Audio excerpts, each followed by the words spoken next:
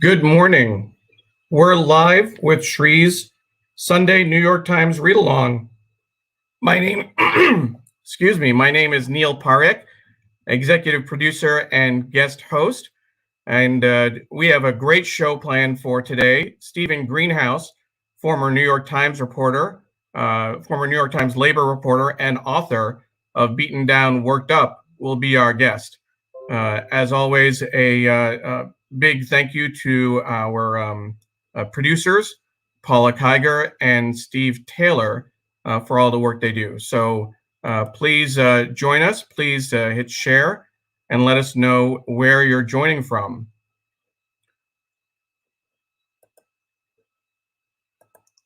It is always a pleasure to be here, and it's always great. It's a great follow-up to yesterday's social media weekend. We'll bring Shree Srinivasan on in just a moment, but we're going to be covering a range of topics today. We have Stephen has a great new book, Beaten Down, Worked Up, all about the American labor movement. But we'll also talk about the impact of COVID-19 on workers and their families. This is something that we've been spending a lot of time working on and talking about. And Shree, of course, has had a series of phone calls, which we'll talk about soon.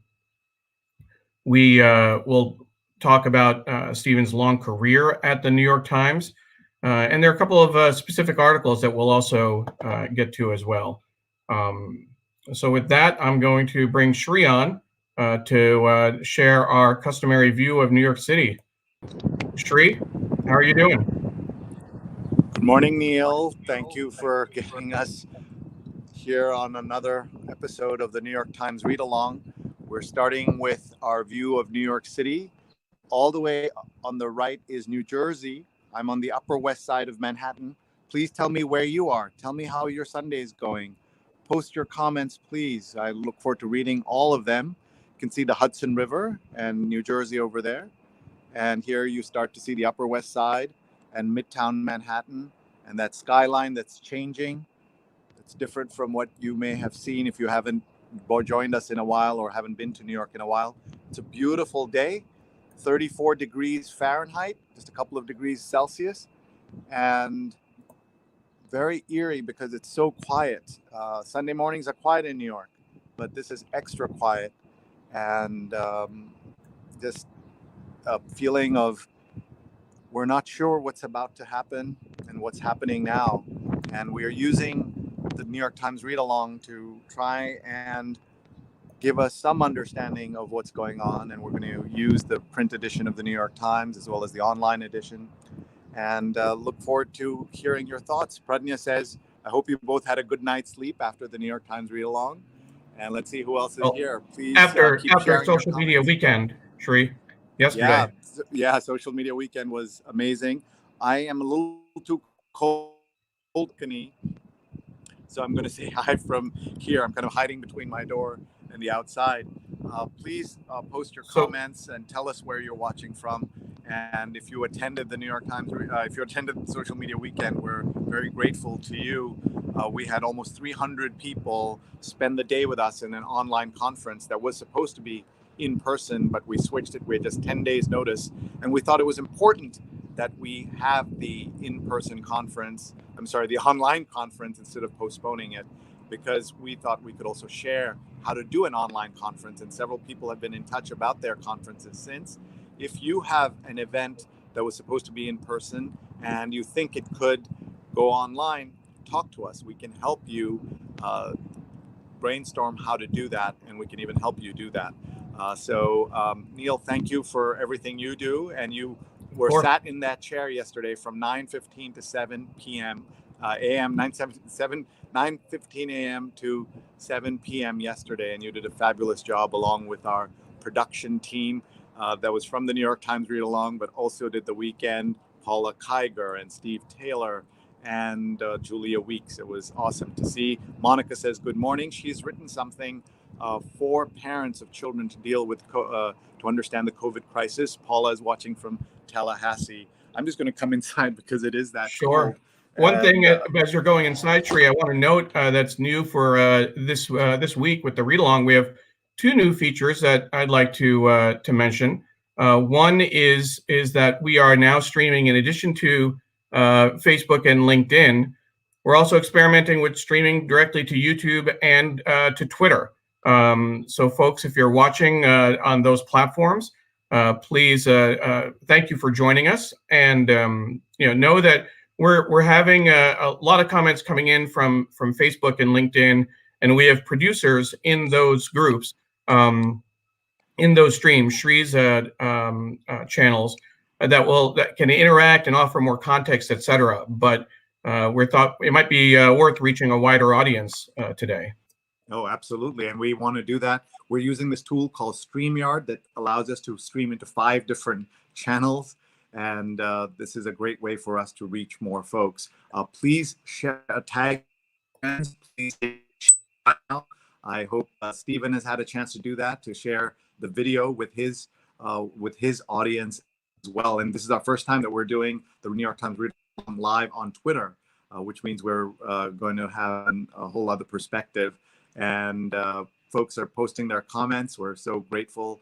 And for this community that we've built, this is our 5th year of being online discussing the New York Times. And I'm so pleased that we're able to make this into a great conversation. Neil, we also have other things to announce today, right?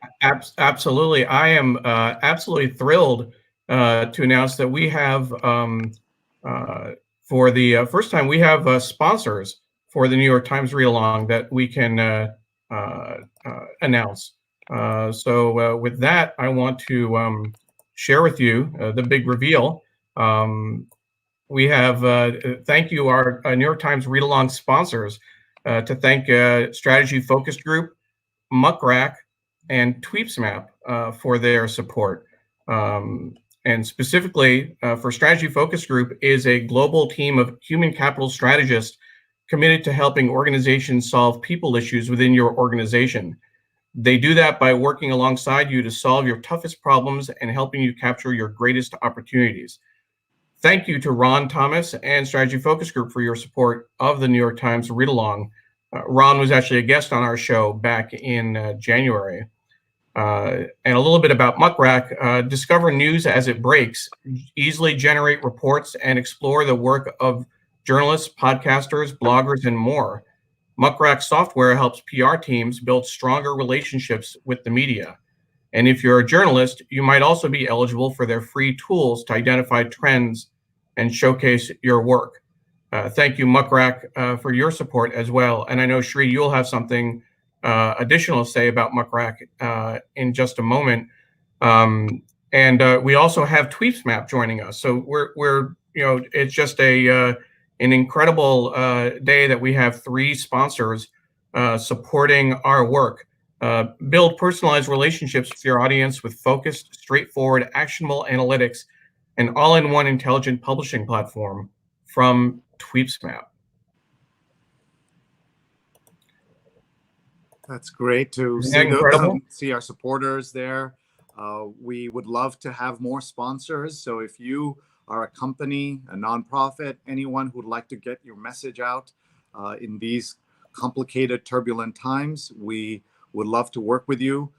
We want to be able to bring you the best possible production. And we've done that for 5 years without any sponsorship.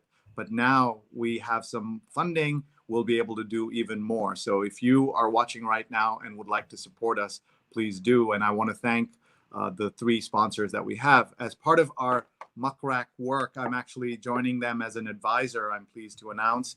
This was already in the plans, but we are now doing this in the middle of all of this. They were sponsoring Social Media Weekend as well. This is my Muck Rack mug, and you can see here, Muck Rack. And we'd love for you to explore Muck Rack with us. Take a look, especially if you're a PR person or a journalist.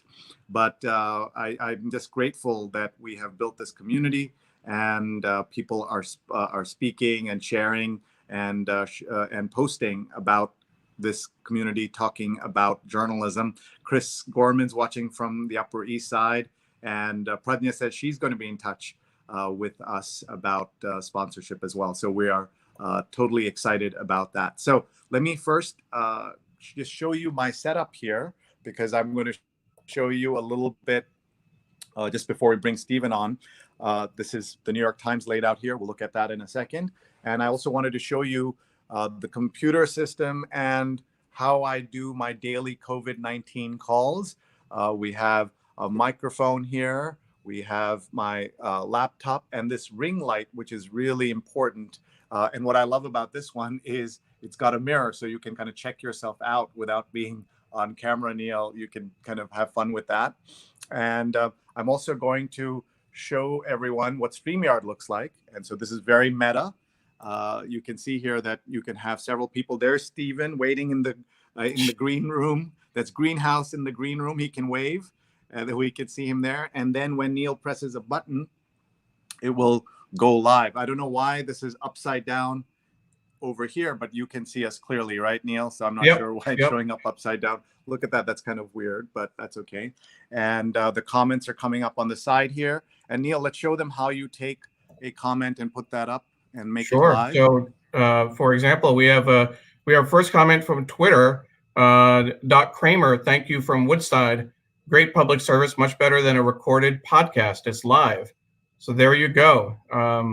And we have a Pradnya gave a yay from Muck Rack. Jamie Shum, good morning from Dutchess County. After a successful, just to make it clear, these are comments coming in on 4 or 5 different platforms, and then you can select the ones and put it here that goes out then and reconnects with all the other platforms. So that's the beauty of this. Absolutely. Yeah. All right, Neil. Well, let's get started on the paper. So I'll see you in a little bit. Absolutely. And so we'll bring on our guest, Stephen Greenhouse. Good morning. Good morning, Sri. Good morning, Neil. Thanks for doing this.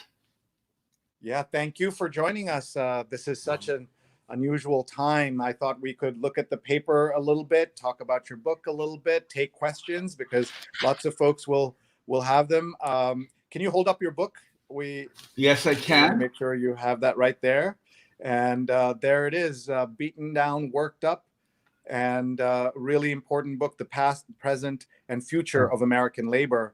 And yesterday's New York Times, the Social Media Weekend headliners, Nick Kristof and Cheryl Wudunn, were praising your book, and I know they gave you a nice blurb as well. That's great. Yeah, they have a wonderful new book, and Nick has a great column today about the coronavirus. Yes, that we will take a look at. So thank you, Stephen. It's a real pleasure to be with you, even under these circumstances. So first, I just thought we'd just glance at yesterday's front page of the New York Times. And you can see here pressure on Trump as millions are kept home, and this kind of stunning graphic to see what will happen in the different scenarios. If there is no restrictions, this is what would happen: controlled measures and strict nationwide curbs on social contact. This is what's expected. And meanwhile, the shortage of ventilators, all of that is happening.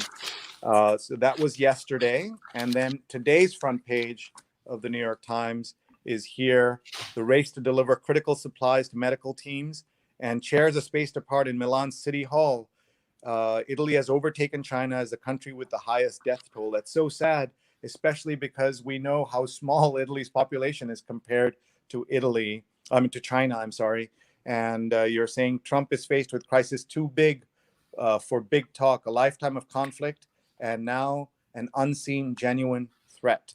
And early missteps set Italy's path to catastrophe. Nick and Cheryl were saying that America is following more Italy's trajectory than South Korea's, which is where we'd want to be.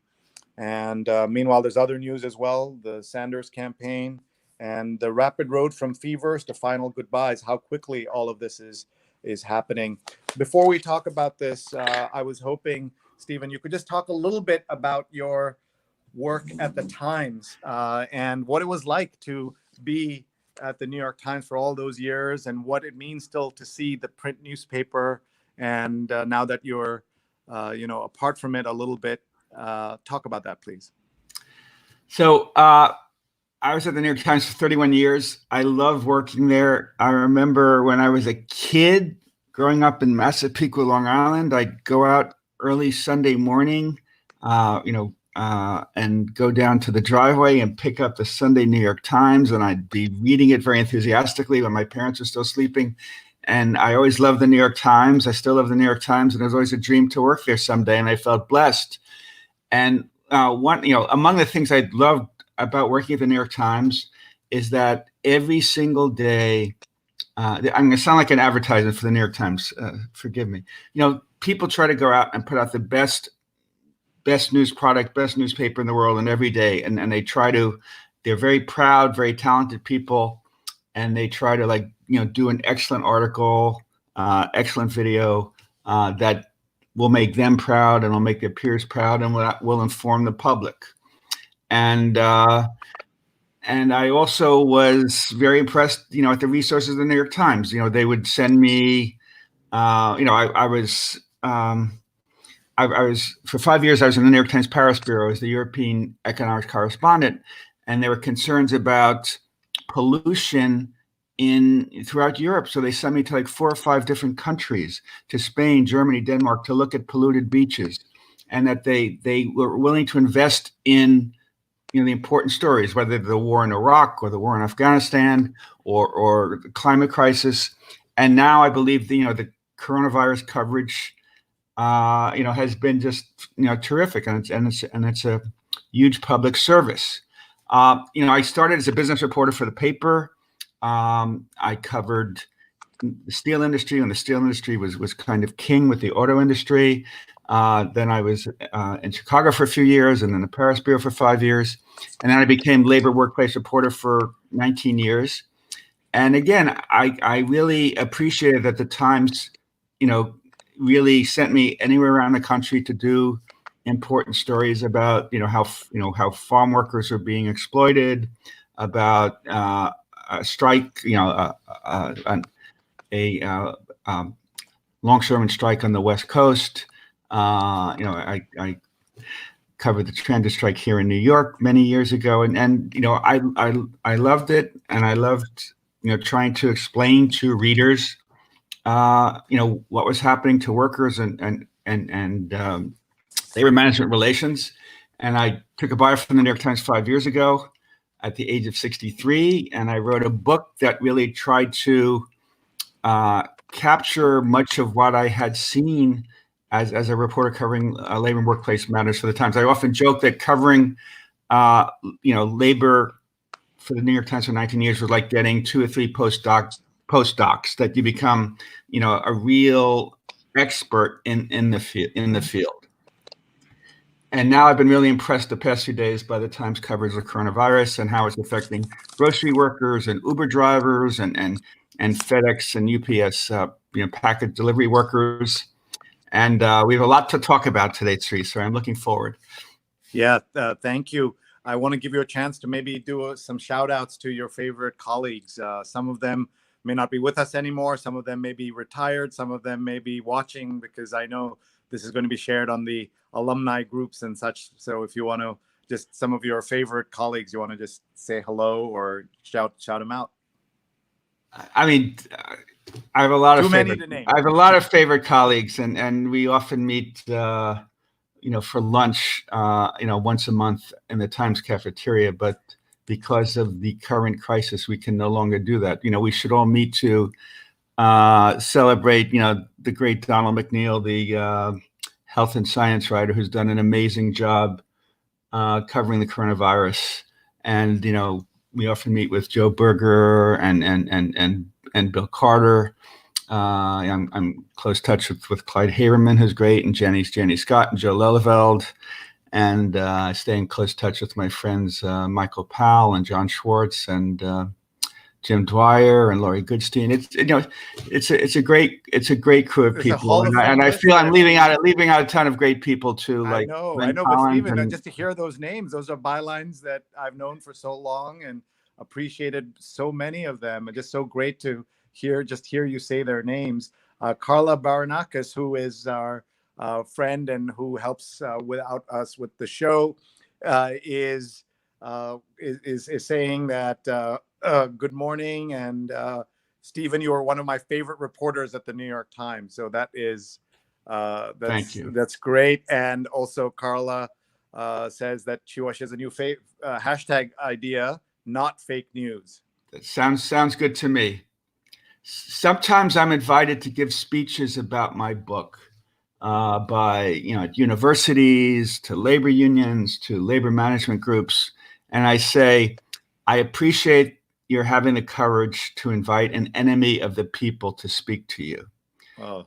And I say it drives me up a wall when the president of the United States, using the language of Mr. Stalin and Mr. Hitler, call reporters, journalists, good faith journalists, hardworking journalists who, risk their lives whether covering wars or covering coronavirus, call us enemies of the people. It just, anyway, and I agree with Carla. It's good to use the phrase, not fake news. When I don't want to sound partisan here, but I have followed Donald Trump for 30 years. I am a New Yorker. I watched his construction projects and his bankruptcies and his failed casinos and his many divorces and his boasting. And, for 30 years, many of us New Yorkers kind of thought he was a demagogue and a con man. So for him to call media that criticizes him or doesn't flatter him fake news, it's just extremely upsetting that someone with the biggest megaphone in the world keeps condemning the media when it's just trying to do its job and get the truth out there to the American people and to the world.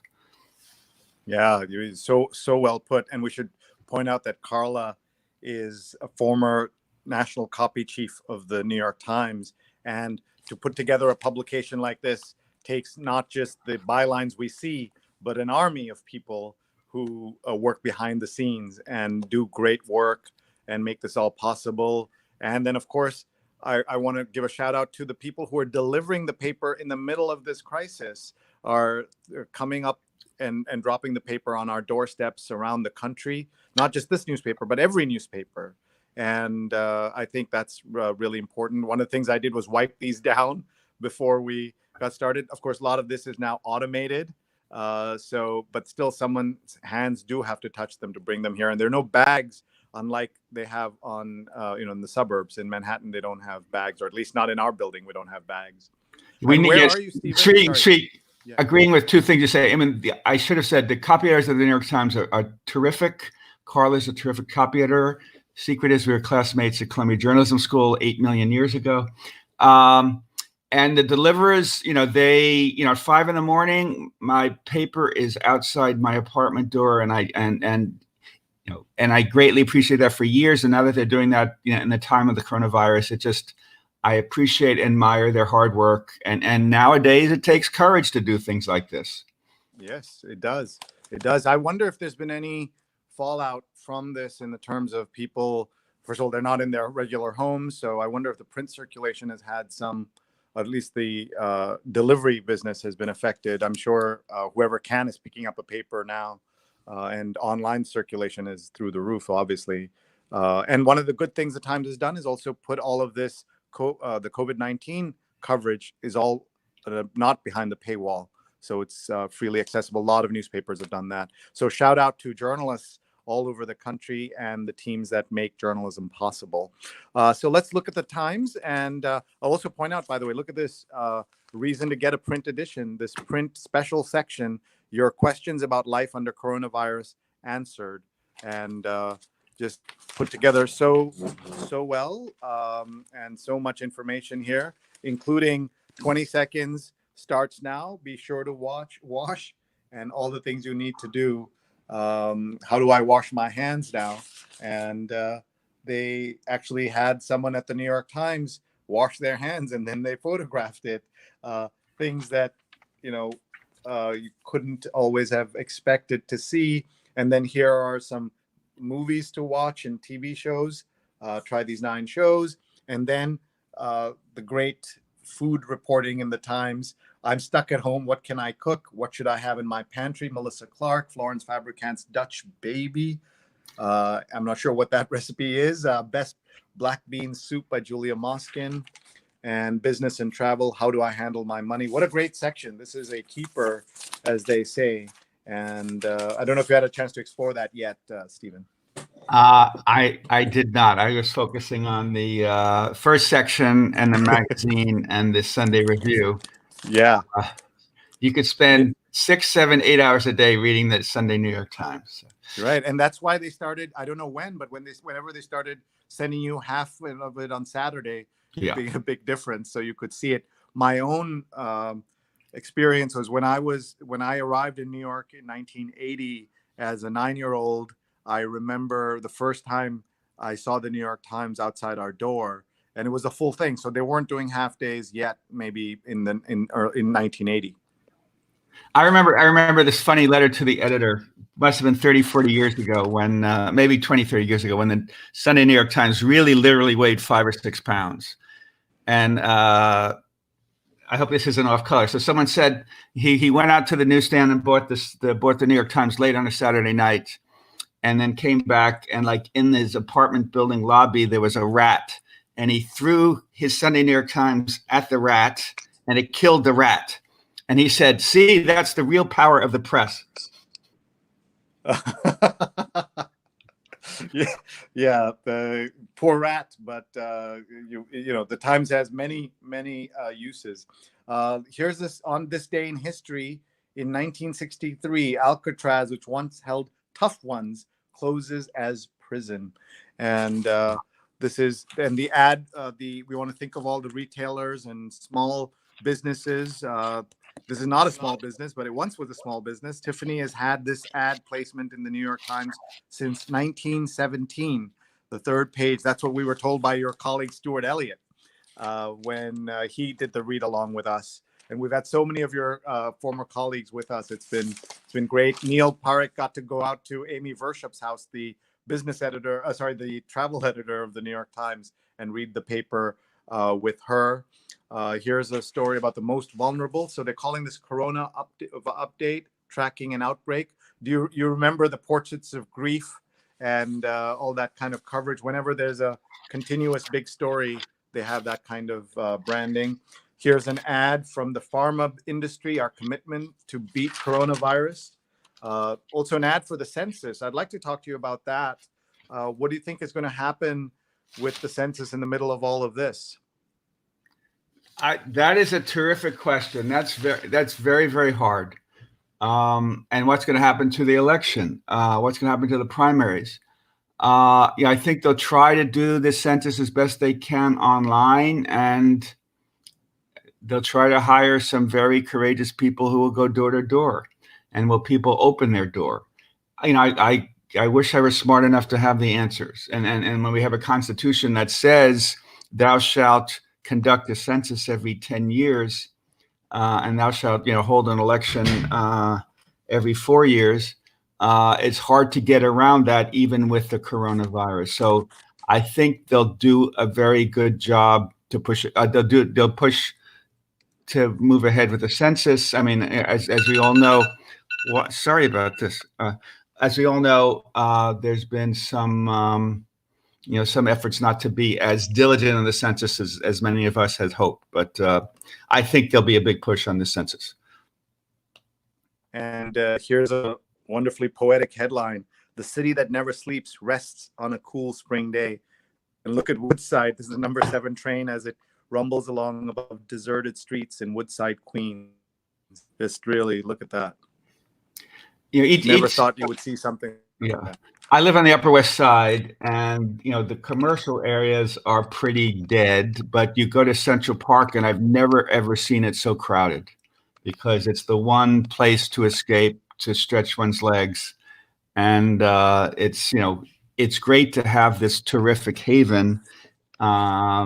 And it gets a little crowded. It's but the people stay Times has had some really good stories about the importance of walking and the importance of parks, and how even when the park is mobbed with all these people trying to escape temporarily from this self-isolation, how they try to remain at least 6 feet apart. As you see this headline, in this crisis, U.S. sheds its role as global leader in so many aspects of our society. I think in the last 4 years, America has shed its role as global leader. But what do you think of this headline and what that says to you about where we're headed? It's very sad what's been happening. And, I was a diplomatic correspondent covering the State Department for a few years. I was European economics correspondent in Paris for 5 years. I covered many international conferences. And whether it was under, George Bush or Bill Clinton or subsequently Barack Obama, the U.S. really tried to be the world leader in bringing peace to the Middle East and fighting against climate change. And, the United States sometimes has adopted some less than noble positions, but generally, I do think it's been a very positive force in the world, and American leadership is really needed, whether to fight for democracy in the Arab Spring or to fight against global warming. But I really think that over the past 2 years under the nation's current leadership, there really has been a default of American leadership, and it's really hurt the international fight against, for human rights, for labor rights, for to fight against global warming. And now it's sad that there hasn't been more of a joint international effort, starting 2-3 months ago, to figure out joint measures to fight against, to control the coronavirus. It's much more every man for himself. We're just going to keep out people from abroad than figuring out how we as a world can work together to fight this. And there really has been a default of American leadership. And I think America's role in the world is not as great as it used to be. We're less respected. People talk behind our backs about how untrustworthy our leadership is. That the president announces from one night to the next that he's banning travelers from Europe. Europe has been our closest allies for decades, and you don't even tell the leaders of these other countries that, hey, we're going to not allow in people from France and Germany and Spain and Denmark and Sweden. It's just not how you should treat. It's showing contempt for one's allies, and it's not even treating people as in decent ways that you'd expect them to be treated. Oh, that's so upsetting, right? To think about this. And I try to discuss this in a partisan way. You think of the golden rule, just very, very basically, Judeo-Christian principles, treat others as you would like them to treat you. So if you're going to tell the Europeans, decide we think it's no longer prudent to allow in Europeans because of the coronavirus, at least you get on the phone with Macron or Merkel or Boris Johnson and say, I regret to do this, folks. We've been great allies for years and years, but we think the wisest thing to do is this, and I hope you'll understand. Instead of just, they get this announcement and like, oh, we've been slapped in the face by the president of the United States. It doesn't build trust or love. It undermines alliances. Yeah, and that's a real pity about all of this. Look at this headline: GOP, once united against social programs, mobilizes to push for cash relief. And I just cannot understand how now they'll be able to talk about deficits and everything after they're pushing for all of this right now. I mean, I question the wisdom of the $1.5 trillion tax cuts for corporations and the rich when corporations already had, record corporate profits, and when the stock market was already at record levels, and that pushed up that greatly increased the deficit. I say, there was no justification. I thought it was very hypocritical for Republicans to approve that when, under President Obama, they were so reluctant to, do any deficit spending, even to help get us out of the recession. Now I think the Republicans are acting properly. We face this terrible economic situation, and the front page story today, the off lead by Nelson Schwartz, really explain, a recession appears certain as a virus wreaks havoc, explains, that we might be facing dire economic times. and we, millions of workers are going to get laid off. It's not clear. A lot of workers, especially gig workers, will not qualify for unemployment insurance, and we got to somehow put money in people's pockets so they could feed their families and pay the rent. To me, it's and I wish the New York Times would write a little more about this. What Boris Johnson's government is seeking to do in Britain, what the Danish government is doing is they're having the government basically pay most of workers' wages. They're saying companies, we will pay. In Britain, they're saying 80% of workers' wages if you don't lay off workers. In Denmark, they're paying 75% of workers' wages. And I think this is an important way to help keep companies afloat, to help discourage them from laying off workers, to help put money in workers' pockets, and that, hopefully this crisis will end in 2 months or 4 months, and then we won't have, 8 gazillion workers laid off. They'll still be attached to their companies because of this government program to help pay their wages. And I think here in the U.S., it's nice that they're trying to cut, 1 or 2 checks for workers, especially, and that will help laid off workers move forward. But I think it would be better if we could help them remain with their current employer so that once the economy starts picking up again, we'll be in place to increase production right away. I think that's a really important difference that you're talking about. Was there any discussion of doing what they're doing in Europe? I also saw that the Netherlands is trying to cover 80-90%, something like that. What is the story there? That do you know? What have you heard about? I've written to some of my my New York Times colleagues, in Europe, saying I think this would be, important to write about, and hopefully, I suspect in the next day or two we'll see stories on this in the paper. I think people realize that, there are different strategies to deal with, the economic fallout of this crisis, and I think, we talk about a $1 trillion package being very generous. I think when all is said and done, we're going to have to spend $3, $4, $5, $6, $7 trillion to help keep the nation afloat and moving forward and not tumbling into another Great Depression. And $1 trillion, it's easy, it's easy to throw around numbers like this, but $1 trillion is a start, but I think it's going to require, unfortunately, far more than that. Yeah, that sounds really scary because, to think multiples of $1 trillion. By the way, look at this ad they're using. This is Scott's Miracle-Gro.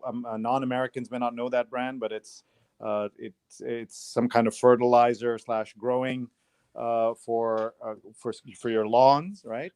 And they have an ad, and it says no better time to go outside, and they're using the hashtag Spring Outside. What do you think of that? I'm jealous of my friends who live in the country. So I live on West 93rd Street in Manhattan, and I love New York, but when we're supposed to self-isolate and maintain 6 feet apart, as soon as you walk into the street and there are 1 million people, you can say, gee, I wish I was living out in the country and could just walk among the trees, and it would be much more relaxing. And if Scott Miracle-Gro, wants,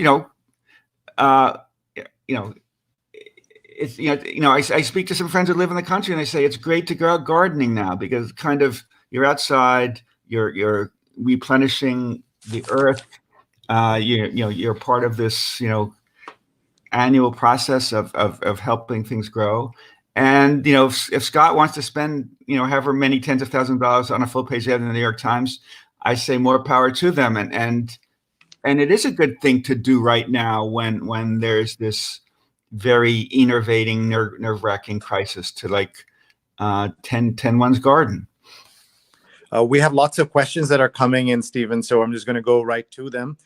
Before that, I want to see this headline. I'm trying to understand. Bridging 2 continents puts strain on Canada's astronaut families. Chinese migrants crisscross the Pacific. So I guess they're known as astronauts because at least one parent, usually the father, spends so much time in the air flying to and from mainland China, Hong Kong, or Taiwan to financially support the family. So we're seeing. Also, I saw this note that Spike Lee has criticized President Trump for using the term the Chinese virus and emphasizing that for people who say, well, it was called the Spanish flu and other things, those were names given by scientists, and here he is deciding that this is the name of the disease, and as a result, Spike Lee says he's putting Asian Americans in danger because how people might treat them. See, one of the crazy things is that, we face this shortage of ventilators, and maybe a really critical shortage. And now that the, crisis in China, the coronavirus crisis in China seems to be abating, it may be that China has a lot of ventilators they could sell or lend to the United States, right? Yes. And I don't think it will further our healthcare objectives, if we want to purchase thousands or tens of thousands of ventilators from the United States, by mocking them and deriding them by calling this the Chinese virus. And maybe Donald Trump scores a few cheap political points with his base by calling this the Chinese virus, but it certainly is not going to, make it easier to, buy things we need from China. I see, the lead story in the New York Times today, a terrific story about the race to deliver critical supplies to medical teams. One of our nation's main producers of face masks, N95 face masks, relies on raw materials from China to make the face masks. But China is not allowing export of those materials because of its own coronavirus crisis. Now that the coronavirus crisis in China has been abated, maybe if we had good relations with China, maybe if we weren't poking them in the eye by calling it the Chinese virus, maybe they would be more willing to make those raw materials available so that we can produce more urgently needed face masks in the United States. Thanks, Stephen. Folks, if you're just joining us, we're in the middle of our conversation with the great Stephen Greenhouse. He's Greenhouse NYT on Twitter, and we are live on Facebook, Twitter, LinkedIn, and YouTube. And we're just so glad to be able to bring you this conversation every Sunday, 8:30 a.m. Eastern Time. We do this. We've been doing this this is our start of our 5th year, and you're seeing the value of talking about the newspaper, but also talking about what's happening in the world today. My name is Sri. I'm at Sri on Twitter, at SriNet on Instagram. Our YouTube channel is SriNet as well. Please email me, send us your feedback, sree@sree.net. Let's go to some of the questions that have come in. We're just going to pull them up on the screen here so that we can share them with Stephen. I'm going to give it a second as they come up here. Pradnya says, is there anything even remotely positive in the paper today? Asking for a friend.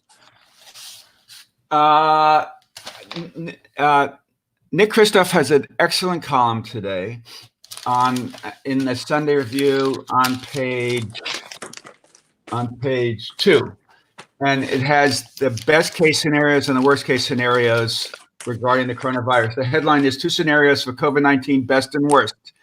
And, the worst case scenario, when you read that, you'll lose sleep.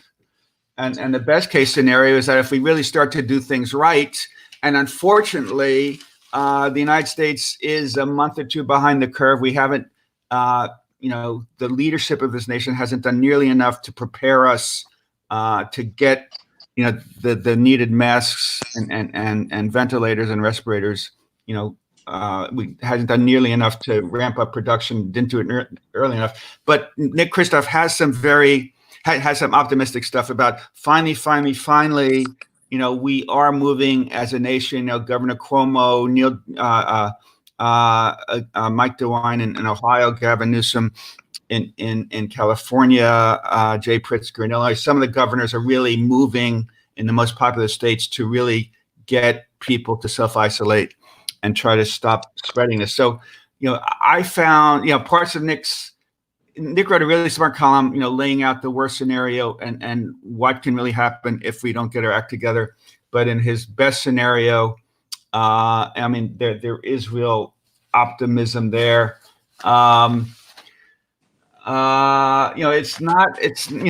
It's not a really happy time in the world right now. Some of the good news, and the Times had an excellent story on this a few days ago about, the amazing things that South Korea and Singapore did to really gain control of the coronavirus. And that was an optimistic story. That was an upbeat story, and we could learn from that. Today, there's kind of the obverse on the front page, left-hand column. There's a terrific story. Early missteps set Italy's path to catastrophe. And that is kind of the opposite of the South Korea-Singapore story, and shows what a country did wrong and why the situation got so bad in Italy. And I'm sad to say, very, very sad to say, and upset and worried that we are making some of the very same missteps that Italy made, where we have politicians who have repeatedly downplayed the urgency for our nation to get prepared. Thank you, Stephen. I'm sure there are non-virus stories in places like the book review today, and a lot of the travel stories are, of course, all the issues, but there are also other stories in here as well. I just wanted to say to folks who didn't catch it, our headliner for Social Media Weekend yesterday was Nick Kristof with his wife Cheryl Wu Dunn, who also written a wonderful book called Tightrope: Americans Reaching for Hope, and it works really well to read that and Stephen's book about labor and what's happening. And we're going to provide access to the recordings from Social Media Weekend for a fee, so stay tuned for that information coming today on that. And meanwhile, my student at Columbia Journalism School, Alia Malik, writes about downsizing our dreams for Syria. She's a wonderful expert on that part of the world. And look at this line: "My father didn't want to lie in a grave that couldn't be visited." And this is about all the terrible things that are happening in Syria. And I've noticed that all kinds of things are happening while all of this is going on, because government leaders are able to try and do things when everyone's distracted. And that's something we're seeing. Teachers deserve more respect. We saw that, I believe it was Shonda Rhimes, the great entertainment producer and creator, who said that she's been homeschooling her kids for one day, and teachers deserve to be paid $1 billion a year because it's so hard to teach. Let's go to a question here. MG Drago says, does Steve think this crisis will lead to improved working conditions after it's over, paid sick leave, et cetera, that we're seeing now? Or will we return to the bad old days? So, great question. So, one of the stories in preparation for this I was, reading the Times website very closely last night, and there's a terrific story by Jessica Silva Greenberg and Rachel Abrams about people who do package handling for UPS, FedEx, and what's the other company? DHL. XPO, and they're really pressured. Even though many of these workers are feeling sick nowadays, they're really pressured to go to work anyway, and they often work just a few feet apart, and they complain that they're not given enough hand sanitizers. And it's a terrific piece about how, unfortunately, many companies put high productivity, high efficiency over concerns about, workers. And that was one of the major themes of my book nowadays, is that in the United States, corporations have focused so much on maximizing profits that they, that workers' well-being is often sacrificed. And I explain in the book that, we in the United States are one of the, I think, only 2 industrial countries in the world that doesn't have a national law guaranteeing paid sick days for all workers.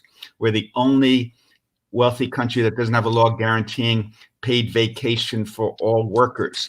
In the 27 nations of the European Union, all workers are guaranteed at least 4 weeks paid vacation. In the UK, they're guaranteed 28 days, 5 weeks and 3 days. In France, they're guaranteed 6 weeks. We're the only wealthy nation that doesn't guarantee all workers paid parental leave. We're one of the very few nations in the world that doesn't guarantee all female workers paid maternity leave. The other nations that don't offer it are Suriname and Papua New Guinea. So something, one of my main points in my book is that something is broken in how American corporations and how the American government treats workers. We have one of the highest percentages of low-income workers of any industrial country in the world, and income inequality has been getting worse and worse, and wages for the typical worker are really unchanged over the past 45 years. So something is really broken. That until this crisis came along, corporate profits were doing great, the stock market was doing great, but workers were generally just treading water, unfortunately. Yes, wages went up a little. So, Steve, sorry to interrupt, Steve. Can you just sit back a little bit? Okay. Okay. Yeah, I was looking at the story. Sorry. So, and now there've been some terrific stories in the New York Times and elsewhere about how workers are being treated, since the coronavirus crisis hit, and grocery workers, often taken for granted. Now we see the important role they play in replenishing the nation's shelves and feeding us. And there's a terrific story in yesterday's business section about grocery workers are the new essential workers, and that without them, there'd probably be riots in the street. And that, some of them complain that then they're told they can't wear gloves when they're working as cashiers. They complain there's not enough hand sanitizers. Uber and Lyft drivers complain that they, because they're often considered independent contractors, they can't get paid sick days. They can't get unemployment insurance.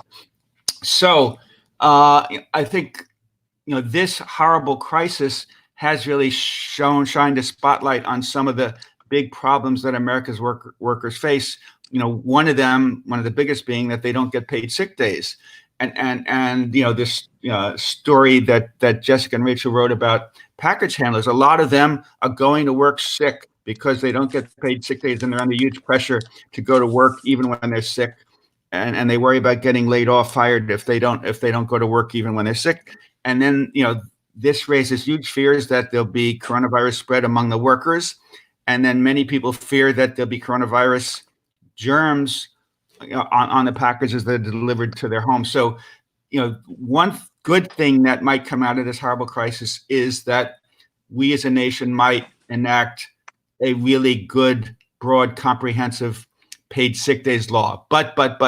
So I had written a big piece about 2-3 weeks ago saying, let's hope that in the face of this crisis, corporate America will finally stop focusing 1,000% on profit maximization and stop blocking a paid sick days law. Because whenever I remember I wrote a story back in 2009 when Senator Ted Kennedy proposed a law that would guarantee all workers 5 paid sick days a year, and corporate America said, we can't do that. That's an employer mandate. That will hurt our profits. That will impede our managerial flexibility, and that went nowhere. So now I'm hoping we'll get a paid sick days law for all workers that will help with the coronavirus crisis. But when Congress passed a law last week, there was it extended paid sick days to some workers, but exempted all workers employed by companies that have more than 500 workers. So basically, this new law ends up exempting about 80% of workers from paid sick days law. So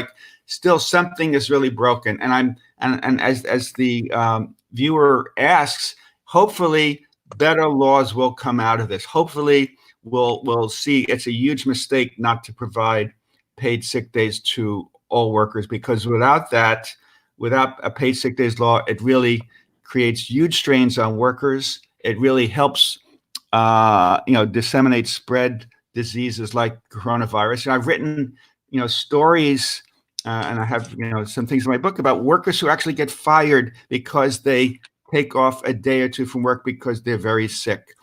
And I would submit that in the United States, the wealthiest nation in the world, there's something wrong when people get fired for getting sick. And this story today about UPS and FedEx workers, a worker named Dan Baker is quoted, he works for FedEx in Nashville. And he says, he was, feeling very feverish. He told his boss that he, needed to take off from work because he was sick. And his boss says, we really need you. We really need you. And Dan Baker was very worried that he would get fired if he didn't show up to work. And maybe he does have coronavirus. And if he does show up to work, does that mean 3 or 5 or 7 or 10 workers next to him will get sick? And does that mean that his germs might get on the packages and, God forbid, infect other people? So hopefully we'll get a good paid sick days law out of this. And another situation that the coronavirus has really shed a bright light on, and again, I get into this in detail in my book. So there's been this huge increase in the number of gig workers and so-called independent contractors. And Uber and Lyft argue that their drivers are independent contractors. And those drivers complain that, well, you should consider us employees because as independent contractors, we're not covered by overtime laws and minimum wage laws, and we can't sue over sexual harassment or sexual discrimination or racial discrimination. So now, Uber and Lyft drivers say, if we get sick, if we get coronavirus, and we have to stop driving, we don't get any compensation. We don't get any paid sick days. So they say we face huge pressure to continue driving because we don't get any paid sick days. And typical workers who are employed by large companies will qualify for unemployment insurance if they are laid off, if they stop working because of this. But in many states, Uber and Lyft drivers are considered independent contractors and not employees. So if business slows down so much for them because far fewer people are taking Uber and Lyft rides because they don't have to go to work anymore, they're not heading to the airports to go on vacation or to visit their loved ones, Uber and Lyft drivers cannot, generally do not qualify for unemployment insurance. So I think that, the coronavirus crisis also shines a light on the problem of, what happens when gig workers, kind of can no longer work because of, there isn't enough work to go around. Should they qualify for unemployment insurance as well? So hopefully, there'll be some better things will come out of this that will make life fairer for workers. Laura Silverman says the gig economy is nothing but a bad joke in a country with no social safety net. Absolutely right. Stephen, I'm going to give you a second there if you wouldn't mind sharing the video that's on right now in Twitter. So if you just go to your Twitter account, you should see a notification and you can share the live video right now. If you just hit retweet. On TweetDeck or on Twitter? Yeah, in either place. So in TweetDeck, if you go and you find one of the tweets with the video, you can see the live video on your screen and you can just hit retweet right there. Then your audience will be brought live into our conversation. This is. Yeah, I'll let you do that. Okay, let me do this. I'll do this right now. Okay, I'll do this right now. And yeah, you can do that. And while Stephen is doing that, Sri, paper, the business Sri, front page has become more and more. Yeah, Neil, go ahead. I'm sorry. While Stephen's doing that, I thought it'd be a good opportunity to remind people about the sponsors that we have for the New York Times Read Along. This is the first week that we have sponsors, full sponsorship set up. So we want to really just give them a shout out and show the card again. We are so thankful for Strategy Focus Group, Muck Rack, and Tweepsmap for their support. Strategy Focus Group is a global team of human capital strategists committed to helping organizations solve people issues within your organization.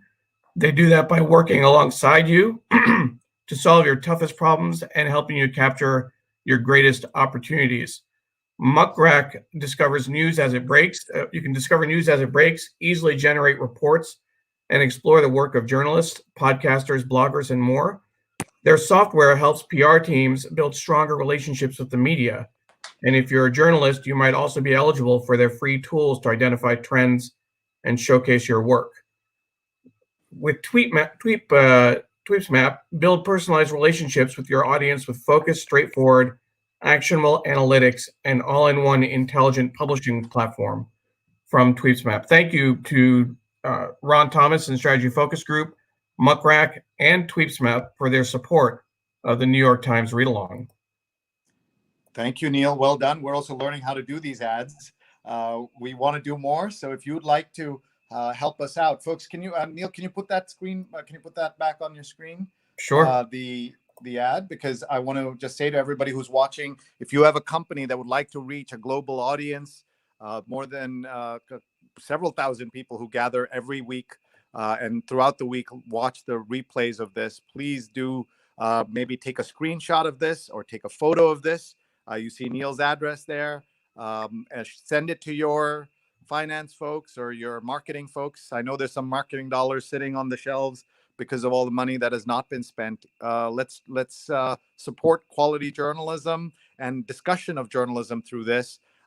There's a team of 5 people that produces this. They've done it for no pay for better part of 5 years. Now it's a chance to support them. And they're all freelancers, people doing work like that. So thank you for your support. I also want to give a specific shout out to Muckrack, and we'll show you my Muckrack mug because I am joining Muckrack as an advisor, and I want everybody to be able to know that. For years, Neil, you know that in all of these things, whenever I've said something nice about a brand, I've always said, but I make no money from that. I have no connection to it. And now I do. So I do want to make that clear. So if you'd like to sponsor us too, please get in touch with me or with Neil. All right. Just before we bring Steve show here, the Met Gala. Some of you know I worked at the Met as Chief Digital Officer for 3 years. The Met is closed for at least through July, they've said, and they lose $100 million.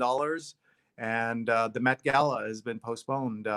Just stunning to think about that. And thank you, Neil, for all you do in showing us, bringing us to the world with this. Let's get Stephen back on here. And if there is a social cues column, we'll get Steve. We'll ask Steve. I'm thinking of the questioner. Is there any good news in today's paper? Boy, things are tough. Probably the Modern Love. Read the Modern Love column. I haven't read yet, but there's usually good news in there. What can I? Yeah, that should be good. Hopefully, there is a Modern Love column in here. I haven't come to it yet. Before that, let me ask you this, Steve. We love the Philip Galland's etiquette column, and so I'm going to read you his question. It's all about hoops versus COVID and all kinds of COVID stuff, but I'll ask you the question that he got, and then we'll take your answer and we'll look at his. There's no right or wrong answer, so you don't have to feel any pressure. Let's see. I live in a building with 24 units. Some residents are friendly, but the owners of 2 condos do not respond when I say hello to them in common areas. I have finally given up and taken their lead. I walk by wordlessly. Is that right? So that's not a COVID story, but it's a New York story. And there was a whole Seinfeld about this. That's a tough question. It's always nice to be friendly to others, but if people kind of show you the back of their hand at some point, I could understand why someone might feel the chill and not say hi to them. But it can't hurt to continue to try to be friendly and go the extra mile on that. Wonder what the brilliant Phil will say about that. By the way, I've been saying his name for 5 years. I don't know if I'm pronouncing it right. Is it Galland's? Do you know? I'm not sure. My wife is a huge fan of his. So. Oh, good. I'm a big fan. My wife is a huge fan. So she reads that section much more closely than I do. So. Tell us about your wife. Her name's Miriam Reinhardt. She works for the Wonderful Community Service Society nowadays, helping people who have problems getting health coverage, who are getting ripped off by health insurance providers. And they started working from home the past few days. And it's just so amazing, the change that, millions of workers are suddenly working from home. And it's great to see the teamwork that people, even though they're, working out of their apartments, you listen to, the New York Times is now produced by people working out of their homes in large part, listen to WNYC and the broadcasters are working out of their home. Community Service Society is doing a great job, fighting for people to make sure that they get needed health coverage, with many of the people working from their homes as well. Here's what Phil says. So little effort, so much goodwill. Your silent neighbors seem to feel differently, though. It's probably not personal. If this really bugs you, try introducing yourself. The additional data may tip their scales towards good morning or accept their deep introversion or serious disinterest in you, there is no law that mandates lobby greetings. And here's the modern love column.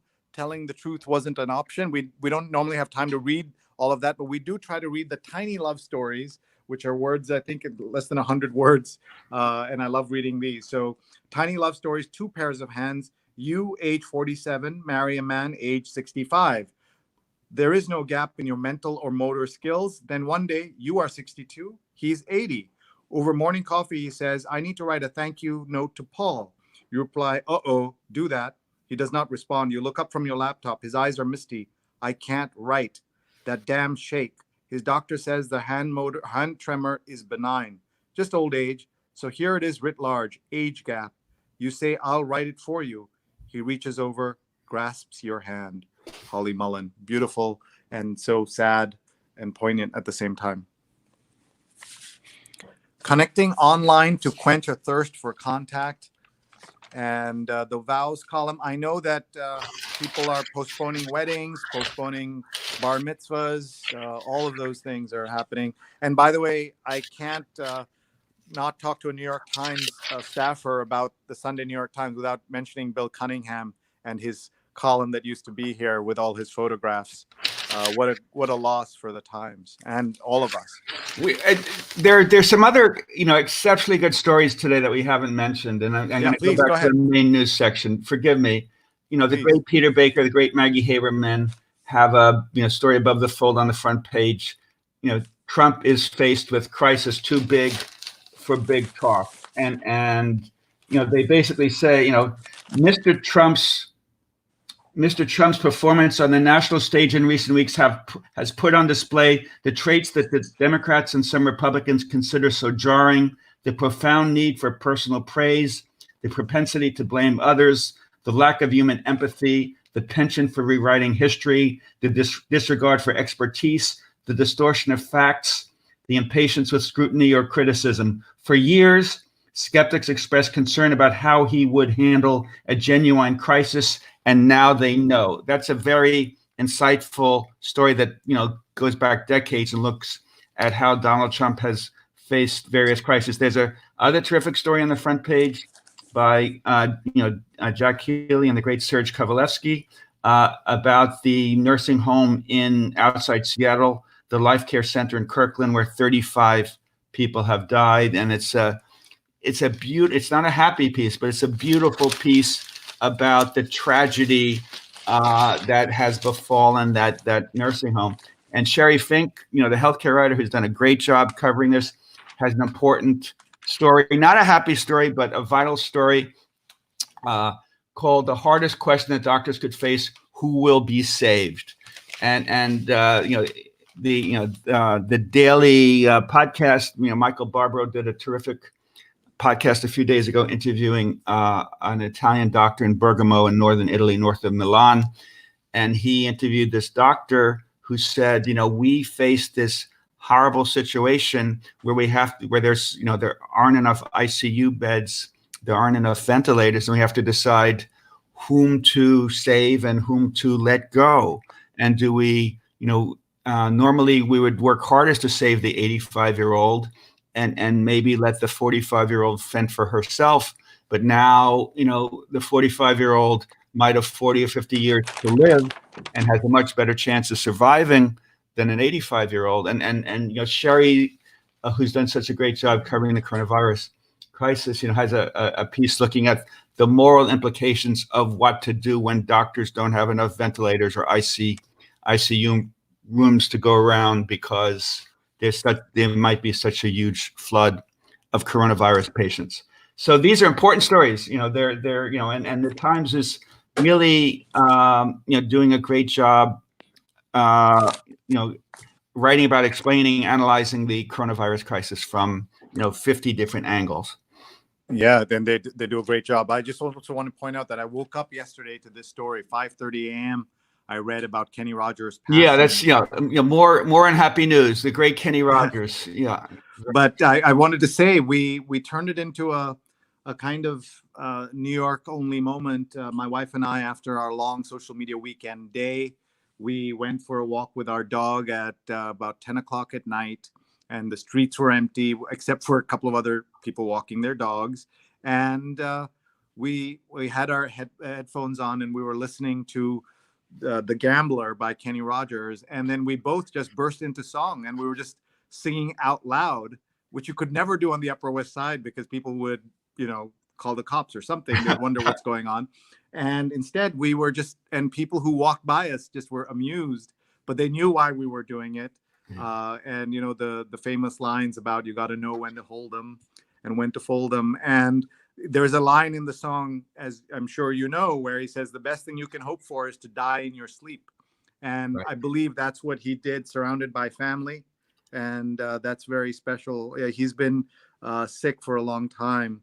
And we watched some videos of him, and it was just a special moment in a time of such pain. And he died young. 81 is so young. So another music moment. So a friend of mine in California sent me a video. There's all this talk about, sheltering in place, cloistering, self-isolation.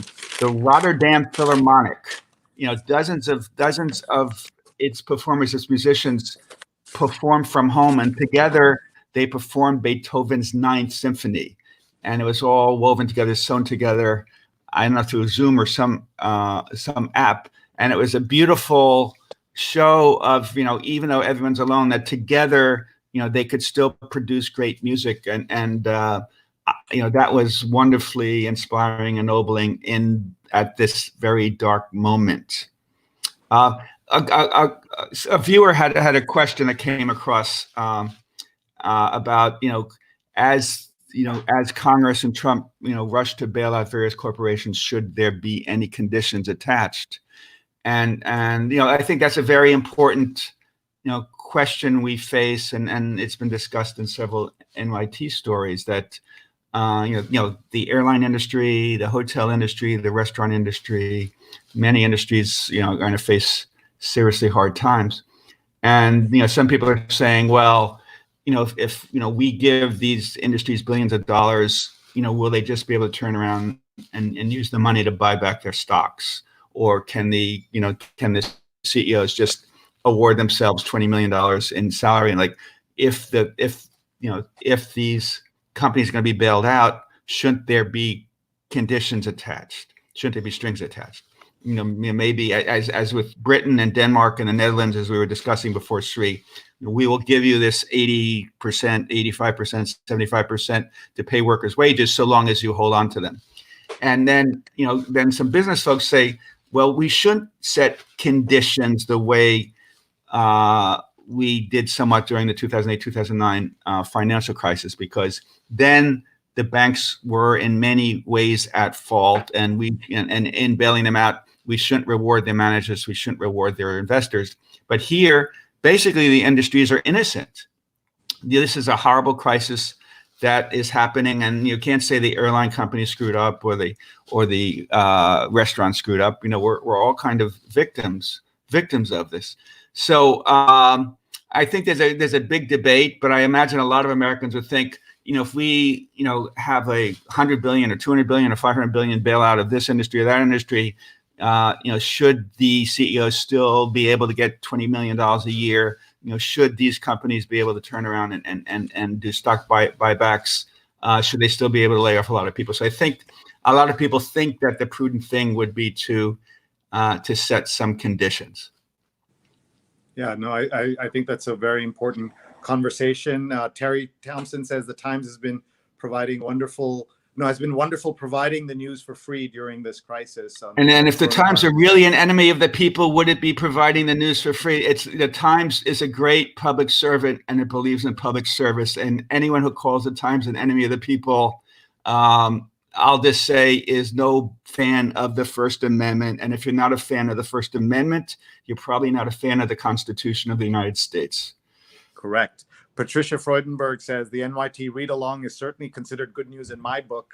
Having resources to real-time information is certainly good media outreach. So that's great. We should point out that some people do think that somehow I'm connected to the New York Times. I have written 50 stories for the New York Times over 20 years, but I have nothing to do with this. This is actually independent of the Times, independent of Facebook and LinkedIn and everybody. We do this because we love the paper and we love journalism. We've also done this with the Washington Post. We've done this with the Toronto Globe and Mail, the Bergen Record. And if I were traveling, I would say to everybody, I'll come to your town and read your paper with you. But we are really thinking about journalism and journalists at this moment, and how tough it is going to be.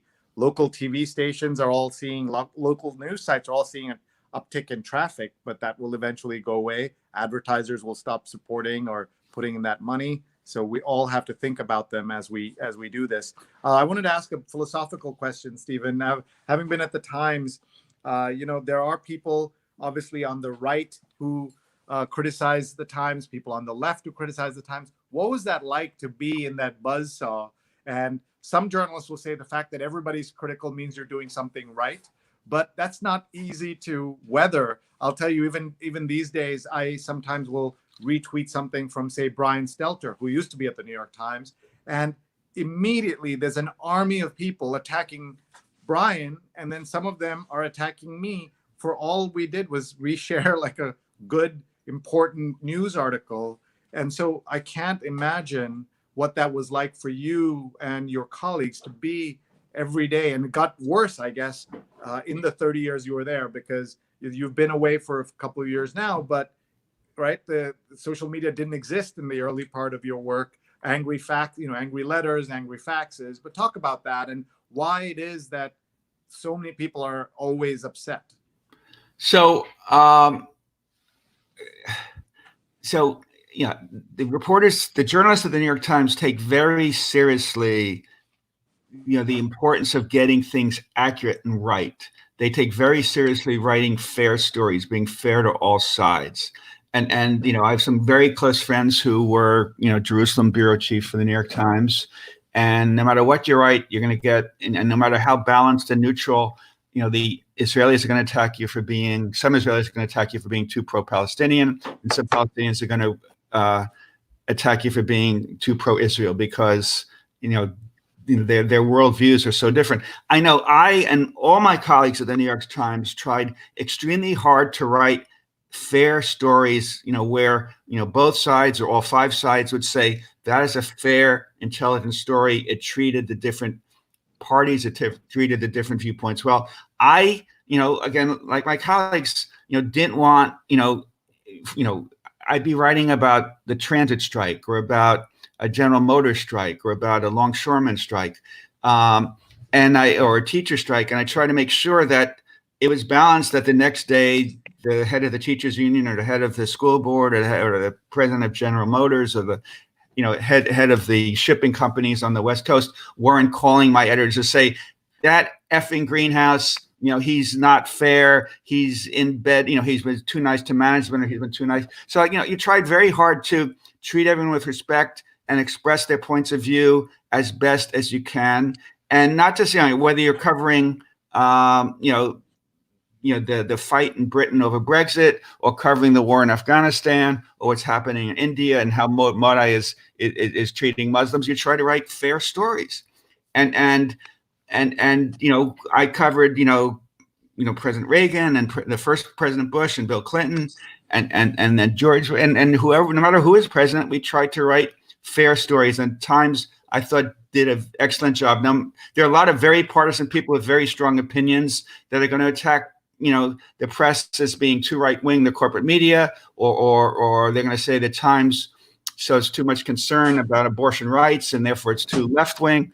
So, there are a lot of partisans. There are groups that make their livelihood by just attacking the New York Times. And they see it's a great way to do fundraising. It's a great way to get attention for yourself. And we've seen that increasingly in attacks against the Washington Post and NPR.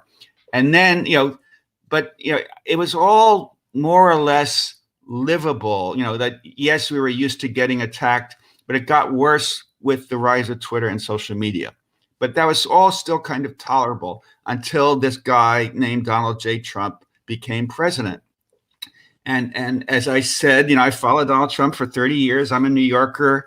I saw, The first time I saw a news story about Donald Trump, he had bought a building on Central Park South and hired basically thugs to chase out rent control tenants, so that he could raise rents. And then, the second time I read about him was the federal lawsuit against him and his father for discriminating against African American applicants. So we New Yorkers have followed Donald Trump for years and see that he's not the world's most honest man. He's often a demagogue. So of course he's going to attack the media, because he will attack anyone who doesn't flatter him, and he'll become quite savage against those who criticize him. So he has really turned, kicking the New York Times and other newspapers into a blood sport. And it's gotten, I'm sorry to say, much harder to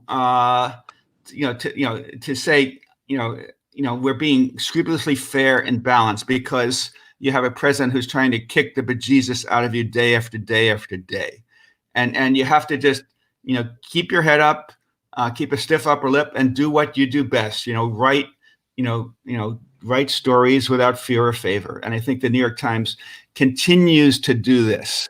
But it's hard when you have I argue that we have by far the most dishonest president in our history, and it raises really interesting journalistic questions about how do you cover a president who's so colossally dishonest?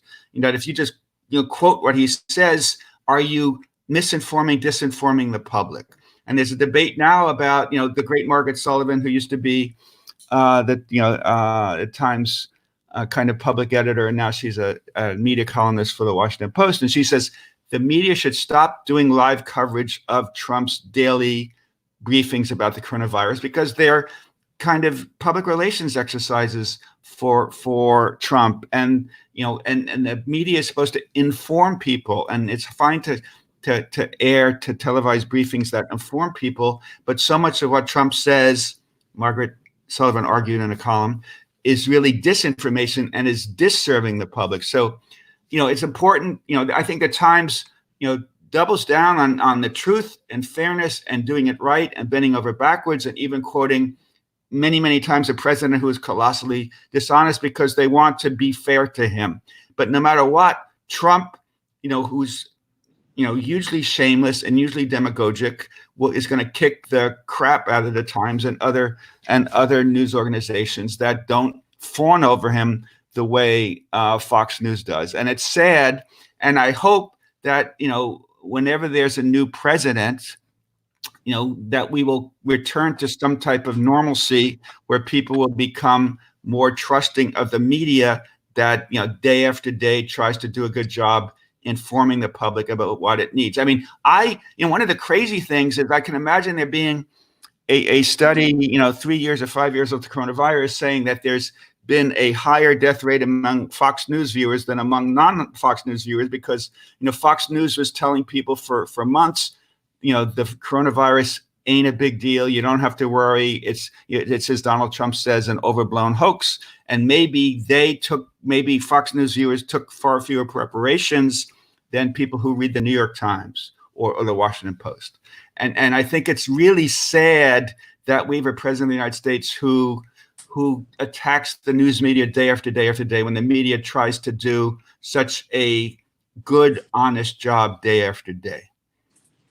Thank you, Stephen. And I feel very impassioned about this. And I went to law school, and I'm a huge believer in the First Amendment. And it's sad. Yeah, no, I understand. And I love your passion. And by the way, you don't know this, but a bunch of people are recommending that you have a podcast of your own. And several comments came up around that. And so thank you. I'm you flattered have a and plan honored. for a podcast, but there's a plan to have you. A lot of people are planning to listen to any podcast that you do. But I do know, as an author at this moment, it's also hard to get the word out on the book, because you would have been doing book tours and all of that. So I had 10 book events canceled because of. I'm sorry. I was about to get on an airplane to give a speech in Toledo, Ohio, at their annual Labor in the Library night. It was a week ago Wednesday, and I was speaking to my daughter, who said, "You are not getting on that airplane tomorrow. That is crazy. You're out of your mind." Yeah. So, folks, you can support Stephen and all the great authors you know by buying their books, gifting their books, all digitally, of course. But they can also, you can order it for delivery and support the workers who are Thank you. out there. Stephen's book is called Worked Up, Beaten Beaten down, Up, worked up. The Beaten past, present, Down, future Worked of Up. American labor. Yeah, the past, present, and future of American labor. Please check it out. And he is a former New York Times labor reporter. I call him the legendary labor reporter at the New York Times. And his book is Beaten Down, Worked Up, the past, present, and future of the New York Times. Stephen, if you'll stick around for just a couple of minutes, we're just going to flip through the things here just to show people. Speaking of the book review, this is a new book by Eric Larson, fellow alum of Columbia Journalism School, where I taught for 20 years, and I went as well. And The Splendid and the Vile, the saga of Churchill, family, and defiance during the Blitz. And I think I want to read this because this might give us some hope of what some people have said. This is like the Blitz, except that instead of the Luftwaffe above our heads, it's the virus all around us. That was John Meacham that I heard him say that. I was And just Eric Larson comparing has written Churchill's wonderful- leadership during the crisis compared with our current guy's leadership during our current crisis. Right. No, it's true. And by the way, there is still a sports section, even though there's little sports. There is a the New York Times Style magazine. So if you're looking for style ideas, that's still in the paper and the Times Magazine. Let's talk a little bit before you go about Bernie Sanders while I flip through the Times Magazine.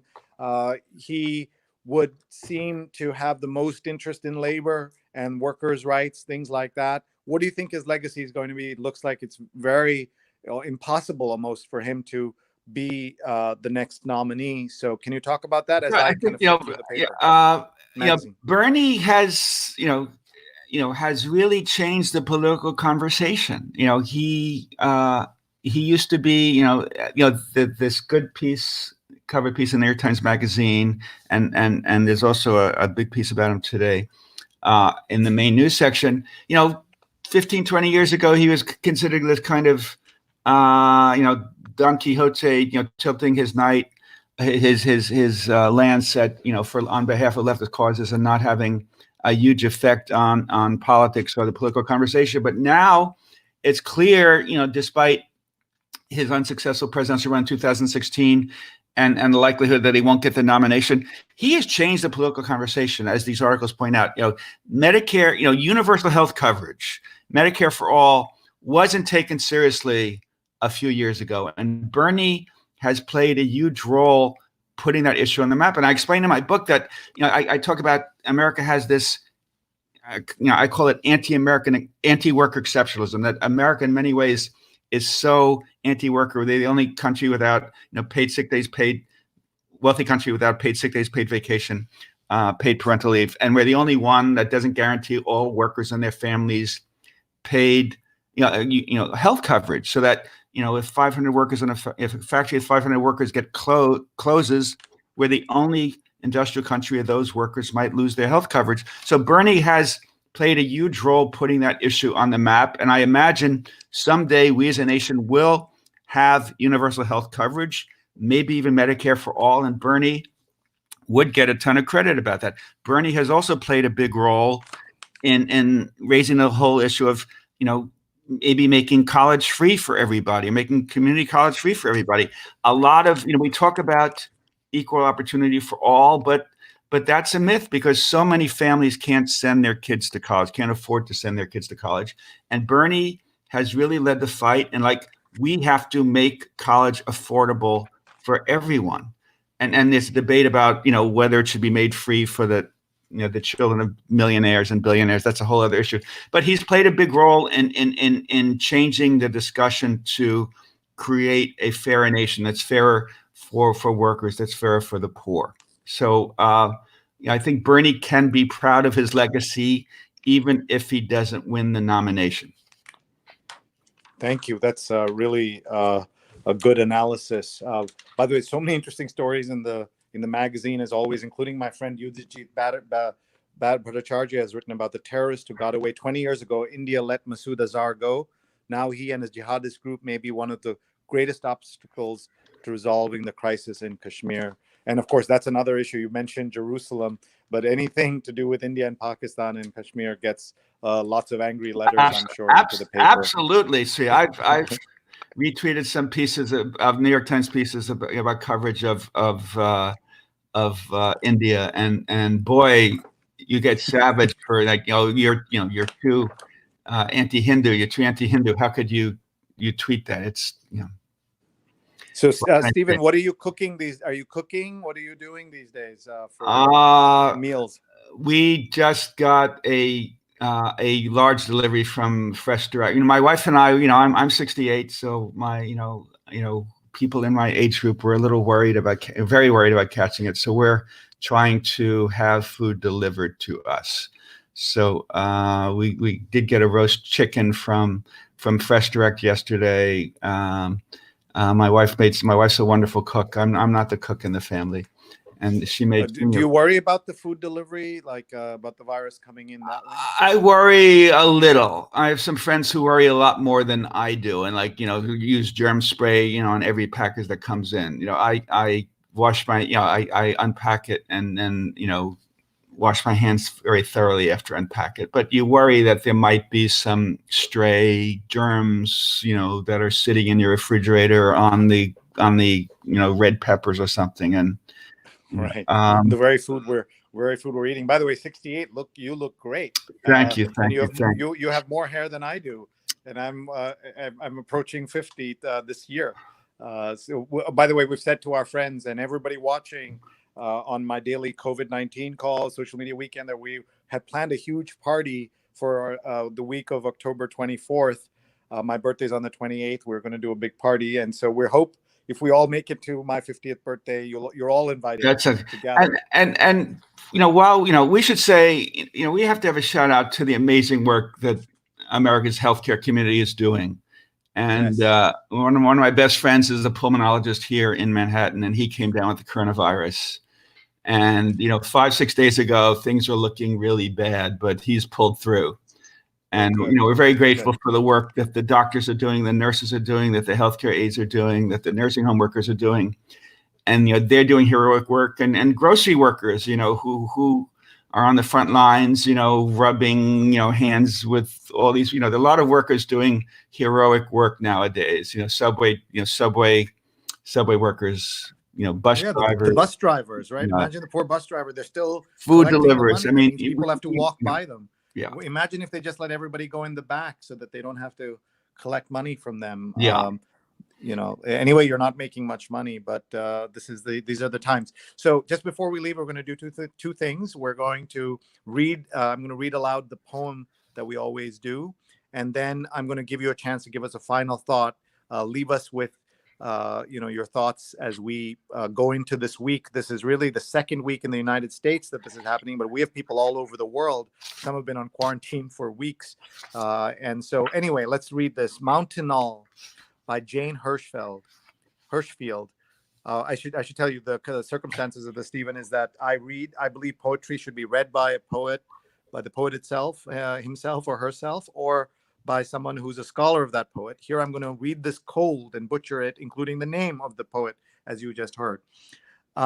This First Light Mountain, its East Peak and West Peak, its First Light creeks, lagunitas, redwood, fern, their fishes and mosses, its night and day hawk life, slope life, fogs, coyote, tan oaks, white speckled amanita, its spider web sequence. To be personal is easy. Wake, slip arms and legs from sleep into name, into story. I want it to be mountainal, wateral, renal. Beautiful poem by Jane Hirschfield. And so as we leave the Times here and we think about everything that's gone on this week, so many things we didn't get to in the paper, so much to read. The arts and leisure section, How to Save America's Biggest Museums, a manifesto. I want to read that. But also worry about America's smallest museums. So much to think about. I want Stephen hopefully to come back on one of my COVID-19 calls every day. Tonight at 9 p.m. I'm doing one talking about positive psychology on all these same platforms. And also I hope you'll all subscribe to my YouTube channel, Srinet, SREENET, where all of these are archived, the Times read-alongs, as well as the daily COVID calls. So let's have Stephen give us his thoughts for today. So, two basic thoughts, and thank you, Sri, thank you, Neil, thank you, Steve, for doing this. One, the New York Times, the media, the serious media, mainstream media, whether NBC, ABC, CBS, CNN, LA Times, Wall Street Journal, Washington Post, they bust their humps and spend lots of money to serve the public by providing them good, honest news. And a lot of journalists take their jobs extremely seriously. They risk their lives very often covering the news, and it's important to support them. And it's very important not, for people not to swallow this stuff that these people who are professionals and try very hard to get it right, that they're doing fake news or they're enemies of the people. I mean, people who say that are really, opponents of the First Amendment, to see the First Amendment as, I submit, a doormat to just trample on to promote their political agenda. Second, and so, one of the main themes of my book is that far too many corporations and executives, Americans, don't treat workers with enough dignity and respect. And you might think about that as, whether it's, grocery workers or subway workers or delivery folks or bike delivery folks. And I think this crisis really brings out how important the work of a lot of these invisible, taken for granted workers really is. And I think we owe medical workers a ton of thanks, but we owe these everyday, often invisible workers a ton of thanks. And, I end my book with something that my mother and father, who are no longer with us, but my mother and father often told us. They repeatedly taught me, as the Reverend Dr. Martin Luther King used to say, that all labor that helps humanity has dignity, and that every worker, no matter how low paid or humble, deserves respect. And I think that's hugely true nowadays when people who do humble work, whether delivering packages or stocking food shelves, they're taking their lives in their hands to serve us, to keep us fed, to bring things we need to our homes, and we owe them a lot of respect. And too often we take them for granted and don't see them and don't pay them enough. But I think this crisis really shines an important light on people who are too often overlooked, and hopefully people now see the vital work they're doing and will treat them better and pay them better moving forward. Amen, sir. That's a Sunday sermon from Stephen Greenhouse. Thank you so much for sharing all of that. Arlene says, love that quote from from Martin Luther King. And Stefan says, thank you, Stephen. God bless you and your wife, and take care of yourself, because we need you more than ever in these crazy and uncertain times. And everyone, please go out and get Stephen's book. You can find it very easily online. Beaten Down, Worked Up: The Past, Present, and Future of American Labor. Stephen's a hero in my eyes because he's focused on covering the humble workers of America and the world. And everyone, please do follow him on Twitter. He's Greenhouse NYT, and he just does a great job on social media. So this was we really wanted you to be with us on Social Media Weekend, and just such a good compliment to everything we did yesterday. So Stephen, we'll let you go. We're going to do a little bit of housekeeping. Thank you. And thank you so much, everybody. Check him out. And Stephen, I got a selfie with you in person at that conference, SWChat, just a few weeks ago. And I'm going to post that and say we had a selfie. I'm going to take a screenshot here, but we also got an actual selfie just a couple of weeks ago. We didn't know then that we wouldn't be sitting together to do this. This is true. And look at this. Amazing. Unbelievable, really. And stay safe, stay healthy, and everyone stay safe and stay healthy. Thank you, Stephen. Okay. Bye-bye. We'll let you go. Thanks. Bye. Bye-bye. And thank you all for watching. I'm going to have Neil come back and say goodbye with me, and we will end with a shot of New York City as we always do. But we also want to thank our sponsors. We do have a rate card and all of that we had to put together. Neil, that was kind of fun for us to do. And so, I think in our rate card, we promised certain sponsors, certain level of things, but we want to show everyone who may have missed the earlier greetings from our sponsors what we can do. So why don't we go out with also showing our sponsors and read out what they had written for us. If you are interested in sponsoring what we're doing, please join us in the weeks ahead as we do this. And if you also want to sponsor my daily COVID call every day through this crisis, I'm going to be reading and talking and having important guests. Tonight, 9 p.m. Eastern time, we're talking about positive psychology with a positive psychologist. All right, Neil, over to you. Thank you, Shri. Appreciate it. Again, we really appreciate all of our sponsors. Again, we have a Strategy Focus Group, Muck Rack, and Tweepsmap. Thank you for your support. Thank you for helping us do the work we're doing. I want to make sure that we go back and I think it was Stefan had a specific comment thanking all our sponsors, helping this weekly broadcast. A number of people use this as a source of news, found solace. We had a former New York Times staffer from Minnesota feel more connected because of this. So thank you for all of your support. Thank you for making this a possibility. And with your support, we'll be able to do more. With StreamYard, for example, we've been able to increase the production value. We can show videos sometimes. We can show quotes on the screen. Thank you, Arlene, for saying it was a great program, and Rochelle from Hastings. Definitely encourage support Laura's comment, ordering books from local booksellers if you can. Colin Horner found it inspiring. And in South Africa, by the way. Watching from Johannesburg, South Africa. We had Samir from Tweepsmap watching. I know that we had Ron Thomas watching as well earlier. And so we'll close with Janet thanking the view from New York City, and MG Drago thanking the sponsors, producers, and hosts. I certainly want to give a big shout out to our production team. That's myself as the executive producer, Paula Kiger, and Steve Taylor. You can find them on social media at their handles. Neil Parekh for me, Big Green Pen, and Steve Sharif. So thank you everyone for joining us. Next week's guest, I'm excited. We're looking forward to having Diego Gonzalez joining us.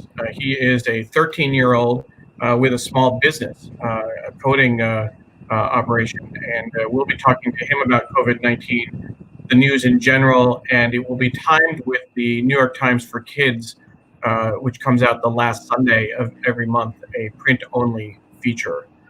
So with that, we'll call it a day, Neil. Thank you so much. I just want to thank you for all the work you're doing to make this what was just a kind of fun exercise for me, an experiment on Facebook Live. We're now on multiple platforms and multiple